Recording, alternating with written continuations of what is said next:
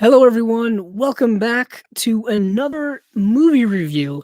It's been a little while since I've done one here on the channel, but I have been busy doing all kinds of other things, and I just got busy. I plan to do my traditional non-spoiler review, very soon after the film came out, but I waited a little bit, so I decided to just do a full-on spoiler review instead, considering it has been about 2.5 weeks or so since the movie came out, or perhaps longer. Sorry, my math is probably way off.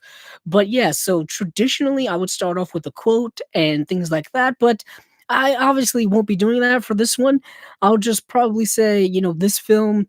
I'll probably just start off by saying, hey, the Avengers Endgame is directed by the Russo brothers, Joe and Anthony Russo, and it stars pretty much everyone you've ever seen in one of these MCU films. Robert Downey Jr., Chris Evans, Mark Ruffalo, Chris Hemsworth, Scarlett Johansson, Jeremy Renner, Don Cheadle, Paul Rudd, Benedict Cumberbatch, Chadwick Boseman, Brie Larson, Tom Holland, Karen Gillan, Zoe Saldana, Evangeline Lilly. It goes on and on. You know what this film entails when it comes to the cast. This is one of the biggest releases ever in mainstream cinema history. The box office is reflecting it, and of course, the just sheer number of people talking about this movie, going to see this movie, is just a massive amount. So, first up, let's just say there will be full-on spoilers in this review, as the title suggests, and as I just said. So this film really takes place right after the events at the end of Infinity War, where our heroes essentially lost their biggest battle ever. They were fighting Thanos, and they ended up losing that battle when Thanos did the snap, and now half of the universe's population has been dusted. They've disappeared, and now we're just left with kind of a handful of our Avengers teams, or a handful of our good guys, and they're kind of left over to pick up the pieces. And one of the major kind of pieces that is left over is Iron Man and Nebula, and they are stuck in some far off place off the moon of Titan, where they were ended up at the end of the Infinity War. And what's very interesting is that right away we get a scene in the film that deals with what happened to Hawkeye and his family. As we learned, Hawkeye wasn't in the last film. He was off doing something with his family. And what we learn is they basically got dusted. They disappeared. And the way it's done in this film, I think, is very, very good. It's not overt and it's not over the top. Basically, he, turns his back and then turns to look back at him because they're out having a picnic, and they're completely gone. And in that moment, you can understand the seriousness of what this snap means to families, to general people, losing family members, losing loved ones, losing everything, losing themselves. I mean, it's a really interesting aspect that I kind of wish the film did more with, and they really didn't. The film really didn't do more with the sense of loss, and I think the sense of tragedy that the world had gone through. They touch on it a little bit in the first act, specifically when you get past this kind of opening prologue scene, like I just said, that starts with Hawkeye's family being dusted, and then we get to Tony Stark in space, and he is just desolate, and he is just desperate, and he doesn't know if he's ever going to see Pepper Potts again, and he's just doing all of these recordings into his what is left of his Iron Man suit, and just saying, hey, still here, I don't know how much longer, da, da, da, da. Just, kind of keeping like a captain's log, if you will. And what ends up happening, he ends up getting rescued by Captain Marvel. She ends up showing up and transporting him back to Earth. And he gets there and he's kind of rattled. He's really distraught. He's really messed up. And that's what I really loved about the beginnings of this film, is we get to see the state of our heroes and how rattled and how destroyed they are, because we've always had this kind of perfection when it comes to the heroes, or at least the way they're perfected to us, they always end up winning. They always defeat the bad guys. But what happens if they don't? And this is what we see is this kind of these shattered people. And he shows up and he says something along the lines of, I lost the kid. I lost the kid, referring to Spider-Man. And Captain America says, Tony, we lost more than we lost a lot. We lost everything basically. And so they figure out essentially where Thanos is, and they go to confront him, and they're able to do that through certain plot contrivance and writing contrivance and all kind of stuff. So they go and they confront him, and basically they find out that he destroyed the stones and he destroyed the gauntlet, and it's left him kind of marred, and it left him kind of just physically disfigured and all kind of scarred up and stuff. And basically they're mad because they can't reverse the snap now with all the stones gone. And basically Thor ends up killing him, just cuts his head right off, very abrupt, very quick, and he goes, I went for the head, basically. And what we get after that is a flash forward 5 years into the future. So we go into 2023, and what we see is, the world is still messed up. The world is kind of chaotic, isn't quite recovered. And what we also see is that that's seeming to be happening galaxy wide, or the universe wide, where where Captain Marvel is off world because she has to deal with all of the chaos that's happening on other planets that don't have superheroes to deal with that. And she pretty much says that straight up. And I kind of like how that connects with the cosmic world that we've been getting into with the Guardians films, with Captain Marvel, and even extends outward now when it comes to the Avengers films, because we have, of course, had the Guardians of the Galaxy in the last film. We have some of the remnants of the Guardians of the Galaxy in this film with Nebula and Rocket, and how they're basically the last of the Guardians. It's a very interesting, the character dynamics, because it's kind of just a patchwork team with Scarlett Johansson's Black Widow is now leading them.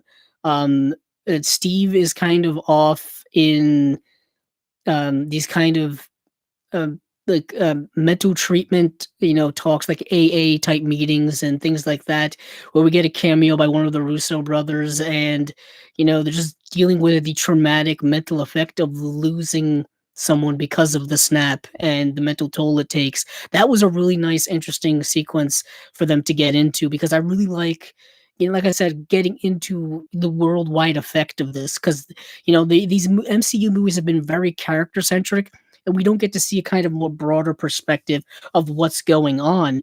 And basically what happens, I won't go into scene by scene. I'm just kind of starting off here because this is a 3-hour movie. If I go scene by scene, I'm going to be here for 3 hours, which of course I don't want to be.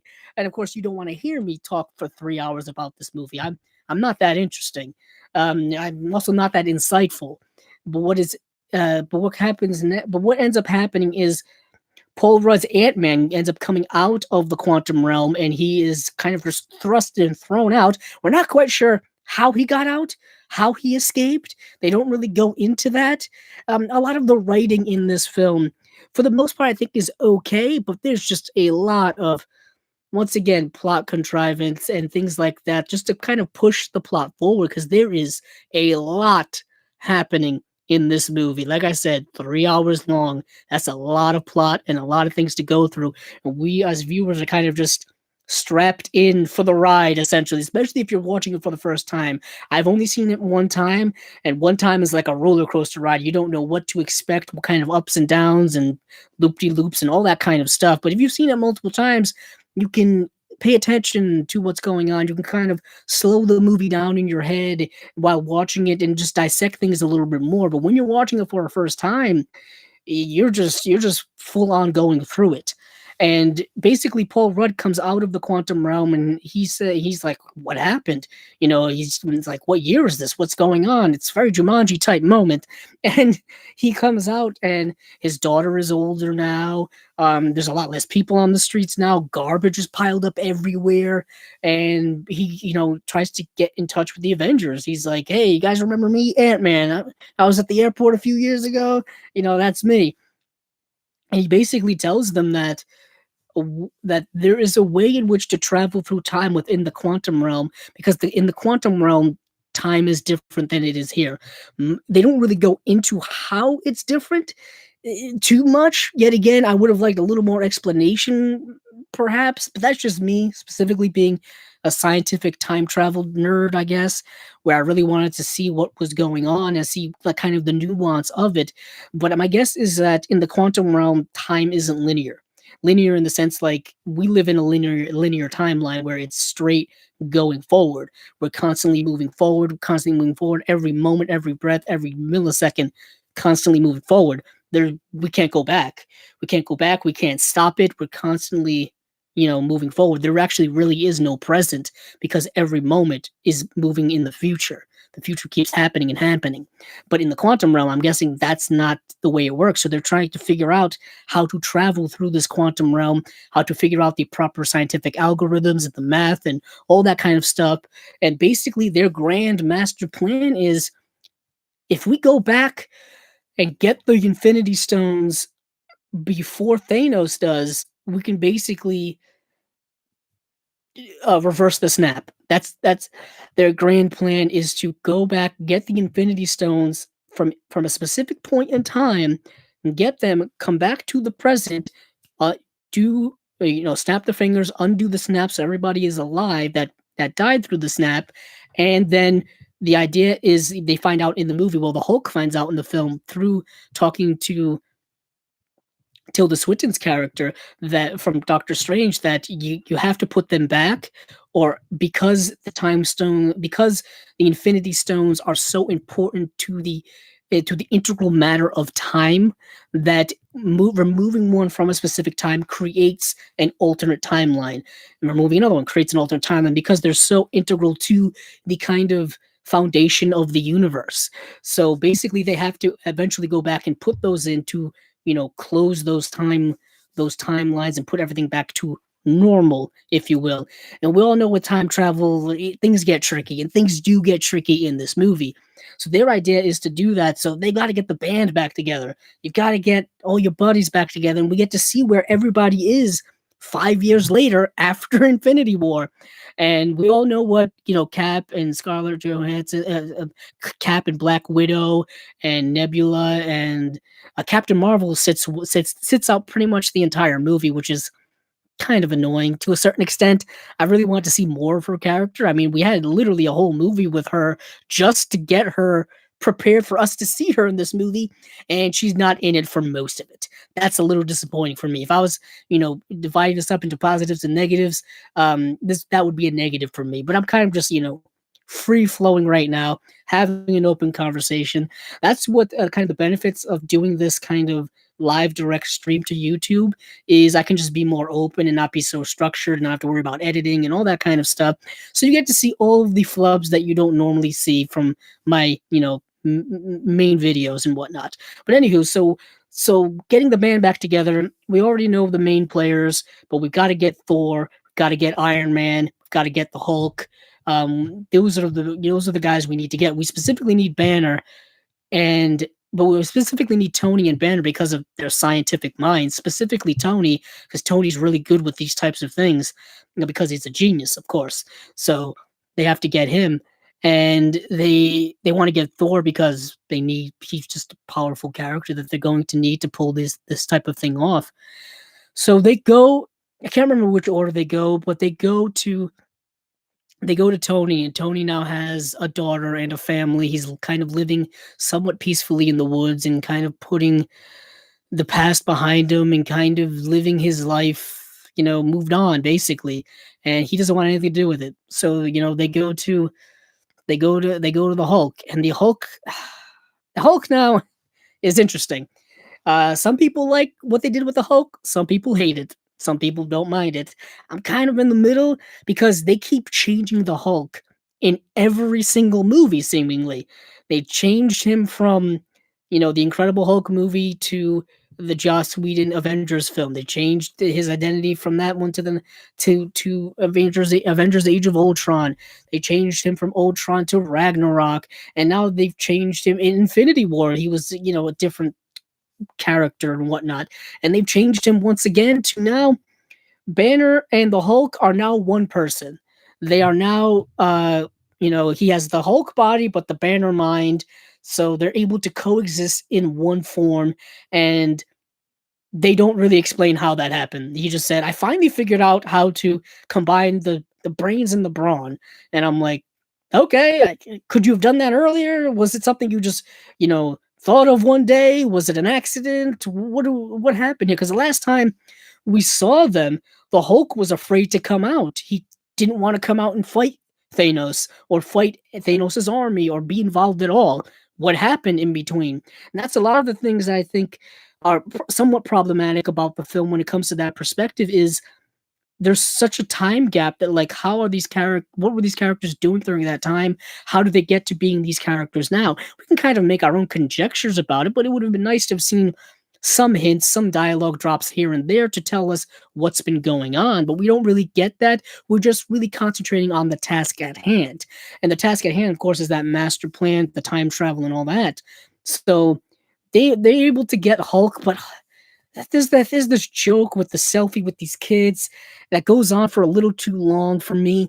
That's another kind of negative I have with this movie is some of the humor for me doesn't work, and I know it works for a lot of people and really works for a general audience, and it's been working throughout the MCU, all 22 of these movies or so.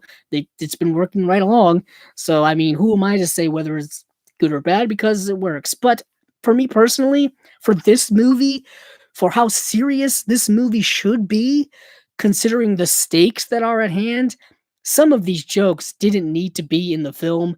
Some of them went on a little too long, and I understand that they're integral to some of these characters. Specifically, Rocket uses it as a form of, relieving the tension and the comic relief and things like that. And some of his little jokes work because they're organic and they're part of his character that it's already been pre-established. With Bruce Banner as the Hulk, that's not really the case. It's not, you know what I mean? Like, when did he become all of a sudden this funny guy? He was always a serious dude. Stuff like that bothered me a little bit. But those are more nitpicky type things. So they're not able to get Tony, but they get the Hulk, even though Bruce Banner, he pretty much says that's not my specialty. This I could try it, but we'll see what happens. So they go to get Thor, and Thor has established a new Asgard now. And I'm not quite sure geographically where it is. It looks like a fishing village somewhere. It could be off the coast of the United States, or it could be off the coast of Norway or Sweden or wherever. I'm not quite sure. But what has happened to Thor is he's no longer this huge, he's no longer this, extremely muscular, ripped guy. He's now basically a drunk, you know, derelict who doesn't give a crap about life anymore. He just gets given up. He just completely given up. And initially it's played for laughs in the movie, and in the theater that I was in, people laughed. People, saw this as a comedic event. And for me, and for I think many others who read it, they thought it was um, really sad and really telling. And I honestly thought it was one of the more interesting character traits and changes of any of the characters in the movie, um, because it shows once again the diversity of the actor of Chris Hemsworth. What he's able to do with this character of Thor has been, I think, more He has stretched it more. He's done more with it than I think any of the other actors, and the other actors have done fine work. Chris Evans, Downey, everybody's done amazing work with these characters for the most part. You know, they're all good, but I think having to do what he's done with Thor over these films is very interesting to me, and I give him all the props with it. And I find this to be the most interesting turn for him because I think it's the most deepest that they don't really get into too much in this movie. What has happened to Thor is he has slipped into a massive, long-standing depression. This is what happens when people deal with long-term depression. It just destroys you. It destroys you physically, it destroys you mentally, and you can pick up some really bad vices, whether it be drugs, whether it be alcohol, whether it be food, being lazy, being a glutton, not having any motivation to live and move. That weighs on you, and it's waned on Thor, and it's played for comedy in the movie, and I don't really like that because I think it's a serious thing. I think it's a really great thing that they pointed out, and I really like that he's able to overcome that obstacle in his life in this movie and rejuvenate his zest for life and his sense of purpose. That's one of the main things I love about his character in this movie is that we get to see Korg again. He's really hilarious in the scene, and yet again, that comedy is natural, picked up right from Thor Ragnarok. But Thor is in basically because Rocket convinces him that they have beer on the ship, and that's basically how they get him. So so what they've decided to do is, like I said, go back in time, get the Infinity Stones, and they go back to specific points in movies from the past that I really loved them doing that because it ties all of the MCU together. It brings out the tethers and they're all able to connect more firmly now than I think they've ever done before because all of those moments have more significance now. They go back to the fight in New York in Avengers. They go back to where Peter Quill found the Power Stone at the beginning of Guardians of the Galaxy. They go back to Thor Ragnarok. They go back to Thor, not Thor Ragnarok. They go back to Thor: The Dark World, the movie that if you look at most lists of ranking the MCU films, Thor: The Dark World is typically way at the bottom or sometimes at the very bottom. And they made it significant because of the ether, because of the reality stone that the ether, is a weaponized version of. Fascinatingly interesting things. And they also went back to what happened in Infinity War. We're going to get the Soul Stone, and of course, and going to get the Soul Stone, I think is one of the more interesting aspects of their quest, and also one of the ones that I found myself questioning afterward what their actual plan was because they didn't really know quite how to get the Soul Stone. Out of all of the stones, I think the Soul Stone was the one that I think was the most mysterious and difficult to get and to know how to get specifically. Um, and they must, for me, they must have known there had to be something extra to get it because they knew from Nebula, and they know from Nebula that Thanos and Gamora went to Vormir, I believe it's called, to get the Soul Stone, and Gamora didn't come back. So, you know, just using some deductive reasoning, you can see that obviously something happened to Gamora there. You know what I mean? So they could probably assume that maybe there's some type of sacrifice that needs to happen or anything like that. We know that a sacrifice needs to happen in order for them to get the Soul Stone, but they couldn't have like guessed that or have any contingency plan around that. So basically, Clint, Hawkeye, and Black Widow go to get the Soul Stone, and we know one of them has to die.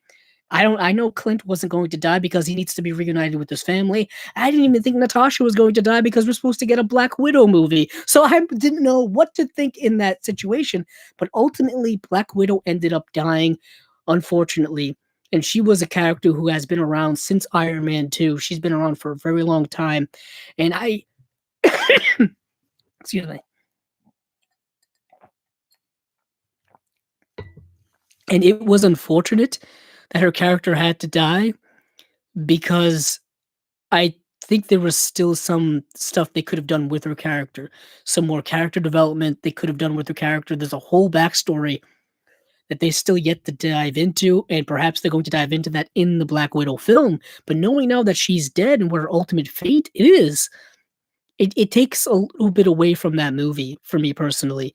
I don't know how many of you feel, but that's kind of just how I feel. I thought it was kind of one of those writing things where you're just kind of um it has to happen. I think it had to happen, so they kind of just forced it to happen a little bit. But yet again, you can make the argument that they didn't know that someone needed to die to get the Soul Stone. They just didn't know specifically, and they weren't able to guess that, and that's kind of a valid argument as well. But going back to the Battle of New York, where of course a lot of things could go wrong, and of course they did when they went to get the Space Stone. I think it's called the Space Stone. Sorry, I should have looked that up beforehand. But when they went to get it, of course, they waited for after the battle to do so, and we got to see a fight between Captain America of old and Captain America of new, and we got to just see them go at it, and and, and, uh, sorry, and Ant Man made that great joke that's now just a meme all over the internet. That's America's ass. Really hilarious. That's that's a funny joke. It's a little sophomoric. It's a little immature, but it's funny to me. That was really great. So basically, their whole thing was to get it after the battle was over because they knew that that was when it was at its most vulnerable, and then it's when it's at its most gettable, being in that briefcase. And they end up screwing that up, and Loki of that time gets it and disappears. That's we heard we're getting a Loki series. There's the Loki series right there in an alternate universe. So basically Cap and Iron Man have to go back to a time to get it where they know it's exactly where it's going to be. And they go back to like 1970s military base where Howard Stark is. And if we know that we know throughout the series that Tony has had a complicated relationship with his father. He's referenced several times, specifically in Iron Man 2, as well as in Captain America Civil War. We find out, literally how his parents died, his father and his mother. And it's very interesting how he's able to reconnect with his father in that moment and get some sense of closure that he never got before. But we also see in that entire sequence something that is very important, especially for the end of the film, and that is Cap seeing Peggy again. He ends up hiding out in her office coincidentally. There's that writing again, coincidentally, and he sees her, and he still has um those feelings for her. He mentions her several times. We got to see an older um Peggy Carter pass away in Winter Soldier, I believe. Um and it was very was it Winter Soldier or Civil War? I think it may have been Civil War. I think it was, yeah, we saw her in Winter Soldier. I think she passed away in Civil War. And that plays heavily because he also after that needs to get the pin particles so they can come back to the present with the Infinity Stone that they went to get. So that was a very interesting sequence. The sequence, once again, Thor having a great sequence at the in the Thor the Dark World era in the movie, we get a nice cameo by Renee Russo reprising her role as Thor's mother, who we know he dies during that film. And it was a really wonderful, heartwarming, reassuring, character building moment for Thor that I thought was really, really well done. Rene Russo, fantastic actress, and there's something that happens at the end of the conversation with her that was really interesting to me because I was wondering in the moment, why is he doing this? Why is he doing it? And what he was doing is he's sticking out his hand and calling for his hammer, Mjolnir. And what that moment signifies is that he is still worthy to wield the hammer. The difference between, I think, um, Stormbreaker. I think it's Stormbreaker. Yeah, Stormbreaker and Mjolnir is that Mjolnir you have to be worthy to wield as opposed to the axe which you don't have to. And in that moment, he's able to realize that he's still worthy. He still has self worth. He's still a good person, and he's able to kind of reconnect with his old self in that moment. It's a really fantastic moment. I think Chris Hemsworth plays it with genuine glee. It's really fantastic. Um, just fantastic. What happens and with where things get messy is trying to get the Power Stone. Because Nebula goes to get the Power Stone, the Nebula apparently because of the mechanical parts, yet again, kind of really contrively written, she has a connection with the Nebula of 2014. And the Nebula of 2014 is an evil version of Nebula working for Thanos. So Thanos is now aware of kind of what's going on because he can see memory recordings from our good Nebula on the old bad Nebula. It's very kind of complicated stuff. Yet again, kind of contrively written. It's a little forced in there, but honestly, by this point in the MCU, you kind of just have to go with a lot of the things that they're writing. Some of it may not line up properly. Some of it may be a little forced, and it may be a little bit, oh, that was convenient. But you kind of have to go with it, specifically in an event movie like this, when it's kind of a roller coaster ride. You're just moving with it, um, and that's when we get, and that's when the complications ensue because that's when he starts planning to do things. That's when he starts planning a way in which to get all of these stones now after they've all been collected. What also happens is in New York, Hulk ends up meeting with the Ancient One, which is a fantastic scene. I mean, I really love Tilda Swinton. I know people are upset that they whitewashed the character of the Ancient One, but I thought she played the character very, very well, despite that problem. And they have that discussion of time travel, like I said earlier, figuring out, you know, time and the way like this would affect the timeline and all that kind of stuff. Yet again, time travel, very, very confusing type thing to deal with when it comes to movies or TV shows. But what they've kind of figured out is if you put these stones, like I said, if you put these stones back, it corrects everything. And she wouldn't give up the time stone because they're supposed to protect the time stone. But then she found out that Doctor Strange is the one that gave it up. So this must be a grand master plan from him. This is something he must have predicted and he must have seen happen. So she gives it up to him. And of course he promises to bring it back. It's a very interesting sequence. So they've got the Power Stone. They bring back all of these stones. Of course, Nat doesn't end up making it back, and they bring back all of these stones. Um, what is interesting is Nebula doesn't end up coming back. She ends up being stranded, and she ends up being captured by Thanos, and that's when he finds out about a lot of this information. But anyway, that's neither here nor there. They get back to the present, and they kind of create their own gauntlet, I think, and they're able to, and they're deciding who's going to reverse the snap, who can kind of take this power and not die, and ultimately it ends up being the Incredible Hulk does it with his I believe right hand, and he does it, and it ends up like really messing up his arm, and I think that's a permanent scarring, and they're not quite sure if it's worked or not. Initially they're not quite sure if it works or not, and what ends up happening is Clint gets a call from his wife on the phone, portrayed by Linda Cardellini. They really should have done more with her character. That's just my bias because I'm a fan of her as an actress.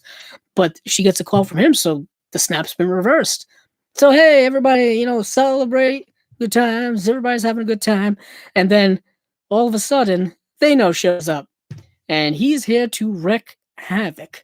Um, he is here to he basically fire bombs the crap out of the Avengers hideout and just he's here to kill everybody, take all the stones and gauntlet, everything. Just do what he wants.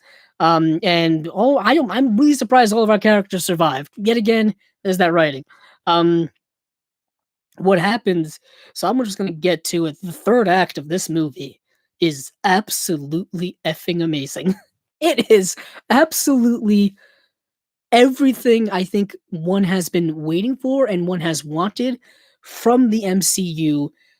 All of the characters coming together, all of them fighting to basically save the universe, and it's just all out warfare, all out battle. Our principal fighters, they initially fight Thanos, and Thanos is kicking their butt. Basically, they try everything they can, and they're just about to be defeated. They're just about to be defeated. Where Cap gets a call on his headphone when on his you know earpiece or whatever. Don't ask me how these earpieces can work from the other sides of the planet, but that's technology for you. And what happens? He hears Falcon, and he says, on your left, and all of a sudden the music swells, and just all of these portals end up opening, and out from them comes, Black Panther, Okoye, everybody that was lost in the snap, and just every character that they could possibly get from the MCU that's still alive comes through these portals, and it's just massive good guy army, massive bad guy army. And during the fight beforehand, Captain America is able to wield Thor's hammer, and Thor goes, "Oh, I knew it." And if you remember that, that's a callback to Age of Ultron, where Captain America was able to move it ever so slightly.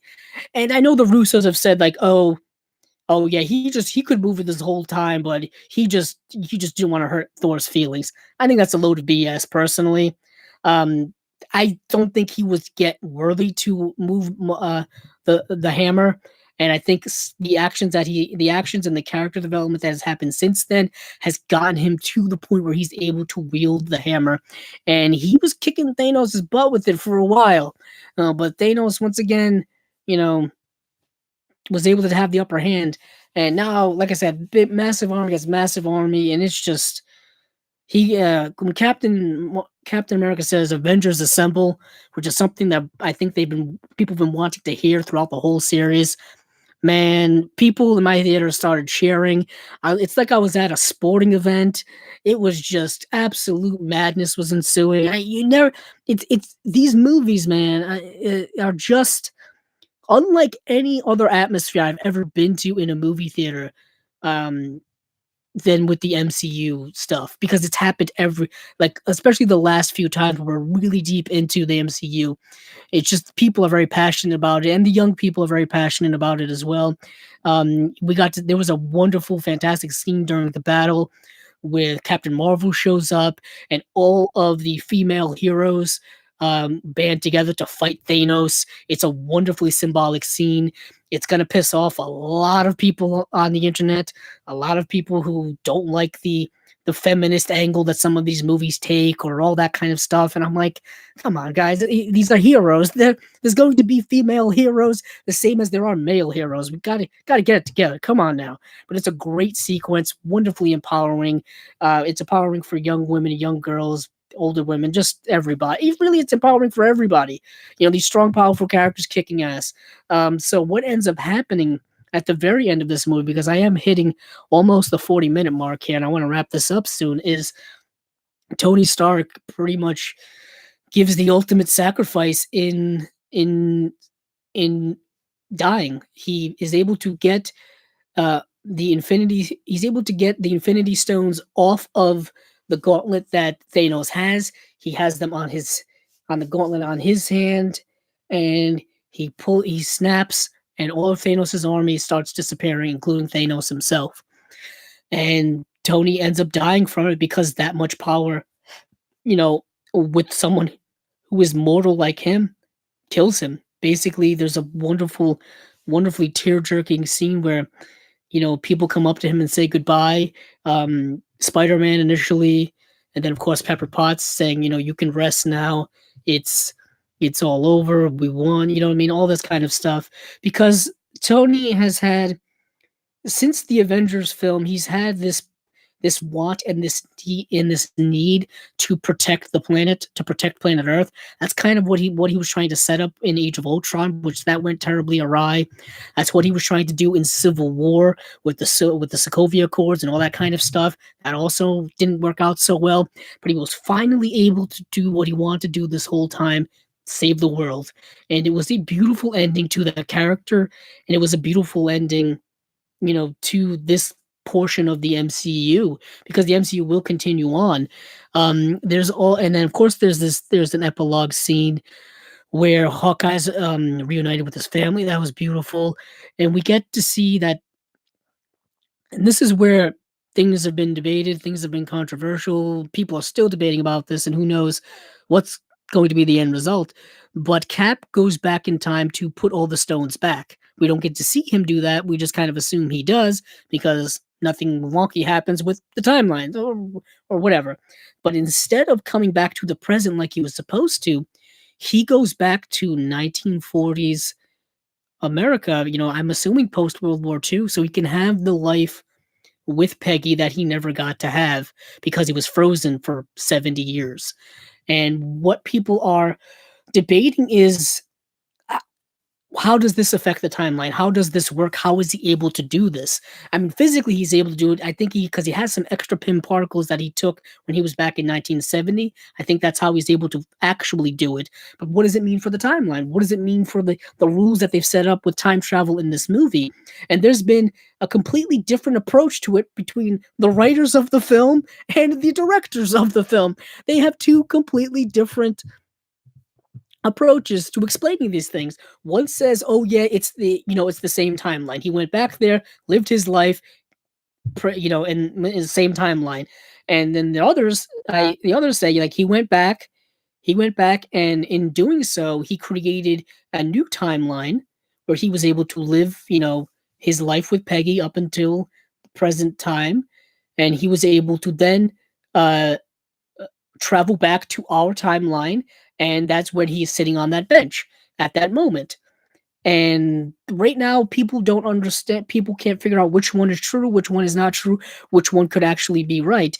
To me, uh, it doesn't quite matter to me personally. I understand why it's a problem, and it is a problem for story standpoint, writing standpoint, because you're trying to fit something in that may or may not go against the rules you've already, uh, you know, came up with earlier on in the film. So yeah, that's a problem writing wise. But for me, when it comes to the Cap character, and when it comes to ending his character, this is the way I think it should have happened. He because he I don't think he was ever going to, if he's going to retire, there's going to be a reason why he's going to retire. And the reason why is he was able to not only live the life that we saw him live in all of these movies, but he was able to also live the life he never got to live with Peggy. And he got the best of both worlds, and now he can move on. He gives a fully formed shield to not to Bucky, which I thought he was going to give to Bucky. He gave it to Sam Wilson, the Falcon, for him to be the next Captain America. That's going to be very interesting going forward because I know Bucky and the Falcon have a series on Netflix. No, not Netflix, Disney Plus. That's going to be coming out. So it's going to be very interesting to see where that goes. It's also going to be very interesting to see how did he get a fully formed shield, because his shield, if people remember, I believe was destroyed in the battle with Thanos. So how does that affect the timeline? Like he just grabbed an adamantium shield from some other timeline or from our past and brought it to the future. I mean, butterfly effect things, they say don't really happen. It's a very complicated way that they use time in this movie, and not a lot of it, I think, really fits together well. That's kind of where a lot of the problems lie in the movie, is from that perspective. But I overall really like this film a lot. I think it closed off this portion of the MCU, this 11-year journey that a lot of people have been on. I've been on it since 2008. I know some people have caught on much later, but however long you've been on this journey, this film is a culmination of all of those films, and it made all of those films very relevant, or most of those films very relevant, especially some of the films that I didn't think were going to be relevant, specifically films like the Ant-Man films, which I really like. I don't think they're amazing films. I love Paul Rudd. I love Evangeline Lilly. That's why I enjoy those films a lot. But I didn't think necessarily the contents within those films would have played such a big role in the overall MCU, and they turned out to. So that's what I really like about this film, is putting the cap on all of these things. It does have some problems for me, like I said, with a lot of the writing and with a lot of the contrived writing, and just the plot pace of this movie is very fast, but it's a 3-hour movie, and it's kind of a roller coaster ride when you watch it for a first time. But I really liked how they were able to fit so much into it, and and also that's kind of a negative because there's a lot to take in with this movie. There is a lot to take in with this movie, but I overall really enjoyed it, so I'm going to give it a 4.2 out of 5 stars. That's going to be my rating. I was debating between 4 and 4.2. It's around that area for me right now on a first watch. So thank you all for watching this video. Please subscribe if you like this video, because I have a bunch of other movie reviews that I've been doing now for a while, but I wanted to get this one out. Sorry, it's a bit of a long one. If you can't watch the whole thing, I understand entirely, but please watch as much of this as you can. It's just kind of me talking about the movie and what I liked, what I didn't like. But until next time, thank you all.